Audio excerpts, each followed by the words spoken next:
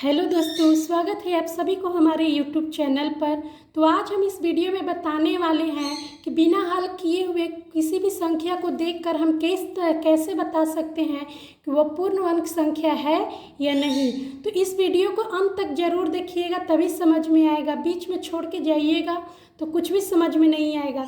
जैसे कि कोई ऑप्शन दे देता है 4 ठो, इसमें से पूछता है कि बताओ कि इनमें से कौन सा पूर्ण अंक है। जैसे कि 121 ले लिए, 11 ले लेते हैं, इसमें से ले लेते हैं 343 ले लिए, 1000 ले लिए।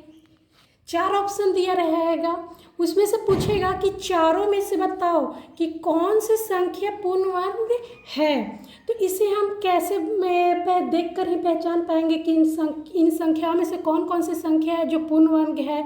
और दे दिया जाए कि जैसे में 100, 16, 32, 11, मतलब इनमें से पूछे कि 100, 16, 32, 11 इनमें से पूर्ण अंक संख्या कौन कौन सी है। तो हम बिना हल किए हुए एक झटके में पहचान सकते हैं। बस उसमें कुछ भी नहीं करना है, सिर्फ हमको इकाई स्थान को देखना है और झट से बता देंगे कि वह पूर्ण अंक संख्या है भी या नहीं। तो इस वीडियो को अंत तक देखिए।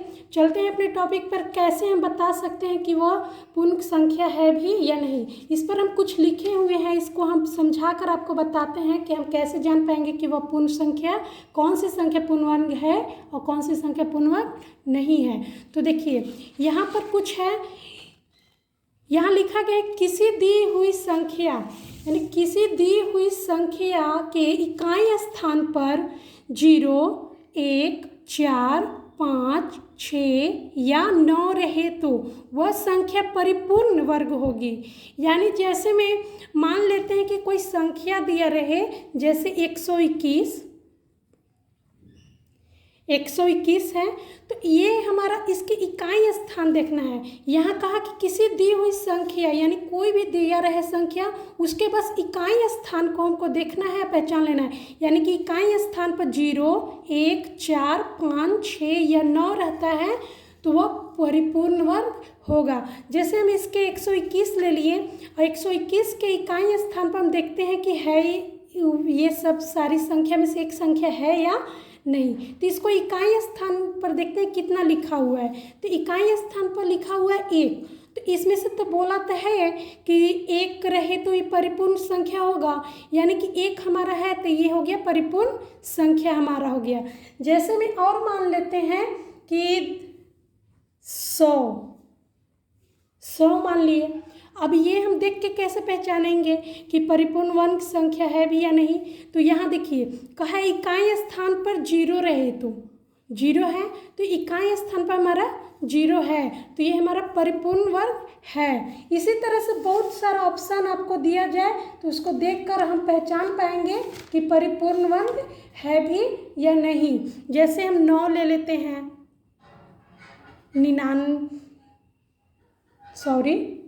784 ले लिए। उस तरीक़ा से 225 ले लेते हैं। उस तरीक़ा से हम देखते हैं कि कितना 900। इन सारी संख्या में आप इकाई स्थान को देखिए और झट से पहचान पाएंगे कि ये परिपूर्ण संख्या है या नहीं। मतलब यानी कि कहने का मतलब है कि जिस संख्या के इकाई स्थान पर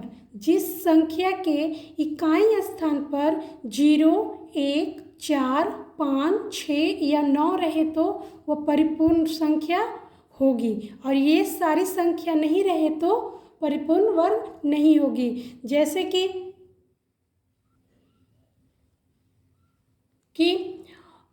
और दी गई संख्या के इकाई स्थान पर, और दी गई संख्या के इकाई स्थान पर 2, 3, 7 या 8 रहता है तो वह परिपूर्ण वर्ग नहीं होगा। जैसे में हम मान लेते हैं 22 के इकाई स्थान पर क्या आ गया 2। तो यहाँ पर कहा गया है कि अगर किसी संख्या की इकाई स्थान पर 2, 3, 7 या 8 रहता है तो वह परिपूर्ण वर्ग नहीं होगा। बस हमें इतना याद रखना है कि किसी संख्या के इकाई स्थान पर 2, 3, 7 या 8 रहता है तो तो वो परिपूर्ण वर्ग संख्या नहीं होगा। जैसे कोई पूछ दिया कि 22 बताओ परिपूर्ण संख्या है या परिपूर्ण वर्ग है या नहीं, तो हम झट से बता देंगे इसके इकाई स्थान को देखकर कि है भी या नहीं। जैसे में इकाई स्थान पे हमारा 2 है, तो इकाई स्थान पे यहाँ लिख दिया है कि 2 अगर इकाई स्थान पर है तो ये परिपूर्ण संख्या नहीं होगी, तो ये हमारा 22 नहीं होगा। उसी तरीक़ा से 343 लेते हैं तो उसके इकाई स्थान पर देखते हैं कि 3 है, तो 3 तो यहाँ पर बोला कि इकाई स्थान में 3 रहेगा तो नहीं होगा, तो यहाँ पर इकाई स्थान पर 3 हो गया, इसलिए ये भी हमारा परिपूर्ण वर्ग नहीं होगा। तो आशा है कि आप सबको समझ में आ रहा होगा। और चलते हैं अगले टॉपिक पर। इसी तरह से यदि किसी संख्या के अंत में शून्यों की संख्या विषम हो तो वह संख्या पूर्ण वर्ग नहीं होगी। यानी कहने का मतलब है कि कोई संख्या दिया गया है, कोई संख्या रहे और उसके अंत में जितना भी शून्य हो वो विषम रहता है तो वह परिपूर्ण वर्ग नहीं होगा। यहाँ पर हम 0 की संख्या देखेंगे अंत में कि ये विषम है या सम है, तो यहाँ 2 है, 1 और 2 संख्या है शून्य, तो शून्य 2 हो गया सम संख्या, यानी विषम संख्या ही नहीं है, इसलिए पूर्ण वर्ग होगा। यानी कि जैसे में ले लिया जाए 1000, तो इसके शून्य अंतिम में शून्यों की संख्या कितनी है? 3, तो 3 तो विषम संख्या है, इसलिए परिपूर्ण वर्ग ये नहीं होगा। इसी तरह से मान लिया जाए कि यहाँ पर हम लेते हैं, जैसे में इतना हम कोई संख्या ले लिए हैं और इसमें हम देखेंगे कि कोई पूछ दिया जाए कि ये बताओ कि ये परिपूर्ण वर्ग है या नहीं, तो इसको झट से हम अंतिम संख्या देखेंगे कि 0 है, और 0 है भी तो क्या है, सम है या विषम है। तो 1 हमारा शून्य है, जैसे मान लो 1 दिया गया है तो 1 तो हमारा विषम हो गया, तो 1 विषम है तो ये हमारा हो गया परिपूर्ण वर्ग नहीं होगा। इसी तरह से है कि यदि किसी शून्यों की संख्या सम हो तो वह संख्या परिपूर्ण वर्ग होगा। इसी तरह से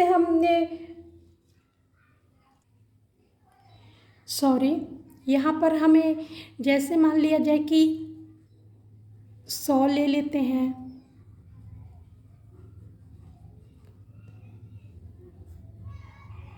10,000, यानी कि शून्यों की संख्या हमारा सम रहेगा, शून्यों की संख्या हमारा सम रहेगा तो वह परिपूर्ण वर्ग होगा, और शून्यों की संख्या अगर विषम रहेगा तो वह परिपूर्ण वर्ग नहीं होगा।